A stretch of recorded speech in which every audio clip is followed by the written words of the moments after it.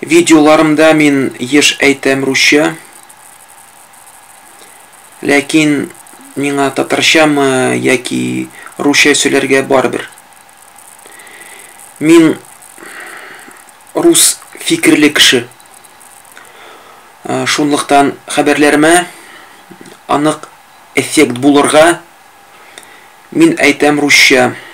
Бәлки киләсе видеоларым була татарча һәм мишәрчә. Татар теле остазларга кирәк, мишәр шул остазларга кирәкми. Татар теле дәрестә остазлар мишәрчә сөйләргә өйрәнмиләр.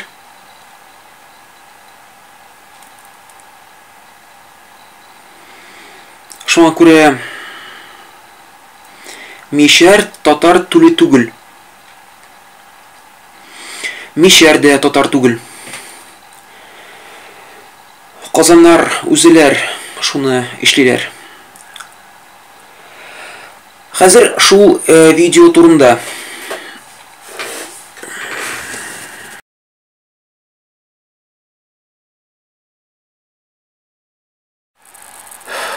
Арыган кыяфәтемне кичерегез. Караңгы төн, сәгать күп. Миңа йокларга килә, интернет башны катыра, мин ардым. Саумысыз. 2008 елда язда атаклы татар язучы Рауль Мирсаидович Мирхайдаров Казахстан Җумһуриятле Актүбә калада визит итте. Аның визиты Актүбә милли мәдәни урталыкта булды. Ул үз 5 томлы китапның исеме оныттым. Презентация үткәрде. Презентация үткән вакытта Актүбә милли мәдәни урталыгы белән фуршет булды. Миңа шул вакытта әз яшь инде иде.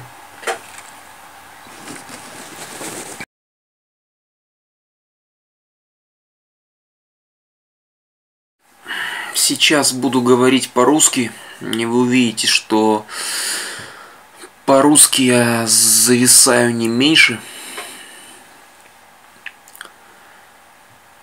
У нас был один такой человек. Сейчас он уехал в Казань. Фотобый. Его называли националистом. Потому что он часто говорил о том, что татар яшьләргә русча сөйләргә кирәкми, рус мәдәнияттән татарларга отрекаться итәргә кирәк, татар яшьләргә марҗалар кирәк түгел, ну и все в этом духе. И на фуршете Рауль Мирхайдаров как-то сказал о том, что у него русская жена. А у Рауля Мирсаидовича Мирхайдарова 2 жены были русскими. И вот вторая у него русская жена. Когда он сказал о том, что у него русская жена, он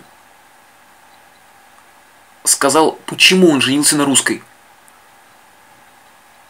И он объяснил, что дело в том, что... Вот он задал вопрос. Почему он женился на русской?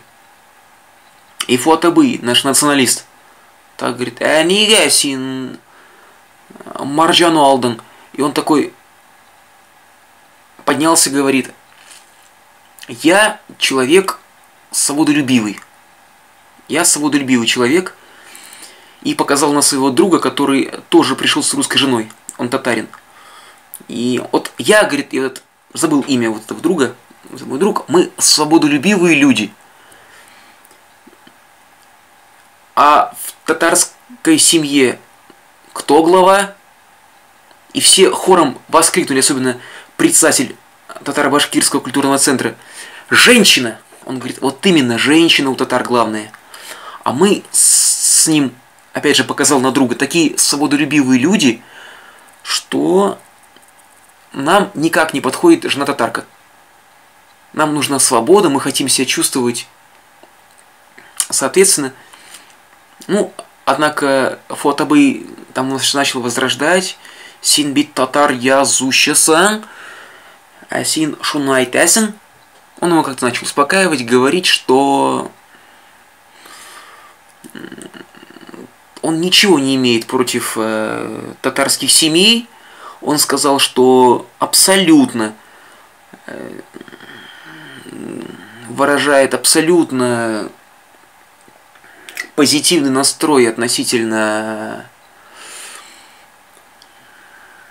татар, женящихся на татарках, как и не имеет ничего негативного к татаркам. Но он сказал, что татары это нация, где изначально глава семьи женщина. Поэтому у татар всегда все будет хорошо, если главой республики станет женщина-президент. Тогда еще не было глава региона. Тогда правил Минтимир Шаймиев, насколько я помню, да. Он сказал, что поэтому женщину нужно поставить во главе республики. Я возразил, нет, ну во главе республики женщину ставить не надо. Вот пусть уже в семьях руководит женщина, а вот во главе республики пусть уже остается мужчина-президент. А Рауль Мирхайдаров сказал, ну тогда пусть уже остается президент, но тем не менее татар всегда правит женщина. А мы слишком свободолюбивые люди, чтобы женщина нами как-то управляла. И поэтому мы выбрали себе русских жен.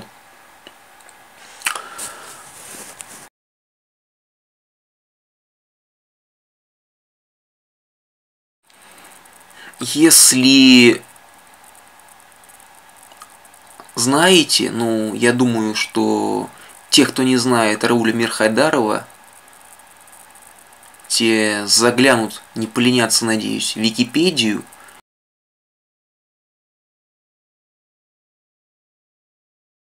И почитают про этого достаточно знаменитого человека.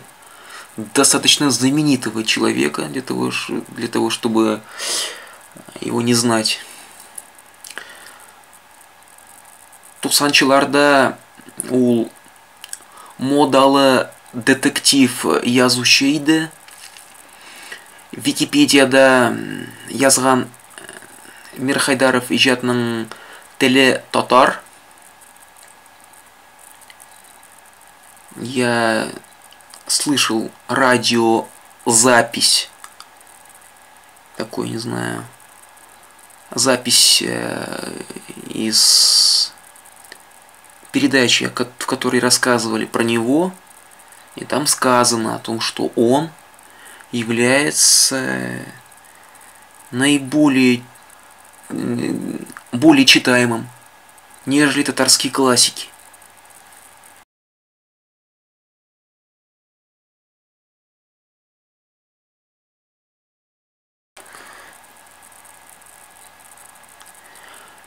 Он действительно свободолюбивый человек, поскольку он происходит из семьи оренбургских татар. Понимаете, на что я намекаю? В свои молодые годы он был чемпионом Актюбинской области по боксу.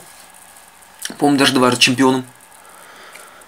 Поэтому, как говорится, что общего у такого человека с такой типичной, стереотипной татарской женой? Я вот присутствовал в 2012 году на Уфимском собрании, на собрании Уфимского клуба булгарской интеллигенции, да, у булгаристов. И там обсуждали о том, как башкирские районные татарки позорят свою, не знаю, нацию, встречая гостей, садясь во главе стола. Хатын неге сен мында отырасың? На что она отвечает: а мен не хужат түгілмі, короче, ну и все такое. Там такие, так эмоционально человек так выступал, говорил, что это позор перед остальными мусульманами, что только татарки могут так себя вести, на что эти так вот присутствующие члены клуба, а там чисто говорят на татарском языке, такие старики такими злыми глазами смотрели на такими все этот, на эту речь. Мне часто татарки, мне был случай, когда две татарки мне говорили, что у них, если я с казанскими не отождествляю, я мишар, а вот у татар, как они говорили, есть такое, что слабый пол как раз, слабый пол не мужчины, а женщины, ой, не женщины, а мужчины, что пусть физическое превосходство, однако 21 век, насилие вопросы не решают, и социальные женщины сильнее. Я лично видел, как мне один написал же то, что перед женщиной не нужно показывать главенство, поскольку женщины и так слабые. Я говорю, если если женщина тобой таким образом доминирует, то слабый не она, а как раз ты. Вообще татарки удивляют, поэтому у меня с татарками никогда ничего не получалось. Я очень часто связывался с женщинами, с девушками, которые были наполовину мишарки, у них в роду были мишари. Отсюда такой менталитет. Такое воспитание, и они меня уважали. У меня были случаи, когда, например, я, находясь среди татар, меня пацаны говорили: слушай, девушек, что они решат, то мы будем делать. Ну, такой вот типичный казанский менталитет.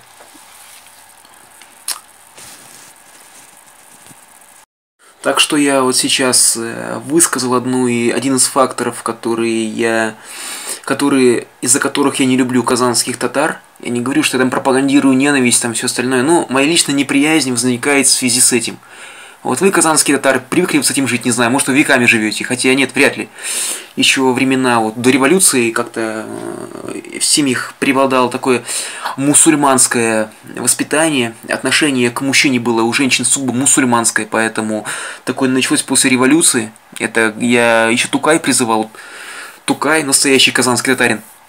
Хотя его башкиры к себе приписывают, но я думаю, зря они это делают. Он настоящий казанский татарин, поскольку он вроде как призывал к исламу, он был воспитан в исламских традициях, и при этом он считал, что женщины должны править, что, понимал татар и считал, что это как-то не по-татарски, что мужчины правят, хоть и это по-мусульмански.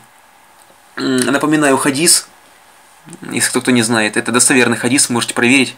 Проверите, когда спросили у пророка, саллаллаху алейхи вассалям, о том, что делать, если мусульманин попадает в общество, где правит женщина,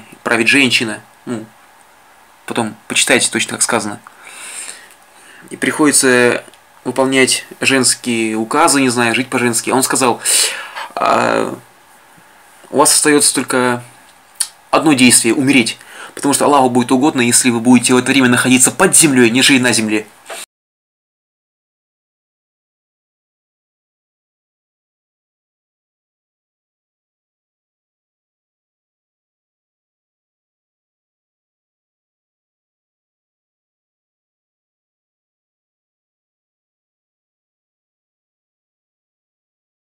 Мне так сказали один раз, я запомнил. Это достоверный хадис, можете проверить. В общем, это весь ролик.